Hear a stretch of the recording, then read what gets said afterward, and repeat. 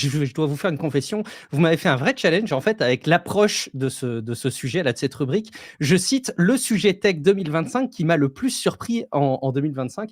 Alors, ça donne un côté un peu vieux blasé, un peu vieux con, peut-être, mais j'ai pas eu le sentiment d'être énormément surpris par la tech cette année. Et en fait, ce qui m'a surpris, c'est un truc qui a pas grand chose à voir, mais c'est les lunettes Meta Ray-Ban connectées. Mmh. Mais au-delà de ça, moi, j'ai été surpris de voir qu'énormément de personnes sur Internet, dans les stories Instagram, dans la création de contenu, ou même dans mon entourage proche. J'ai une amie qui est photographe, qui est équipée de Meta Ray-Ban connectés et qui voilà filme un peu les coulisses de son métier avec.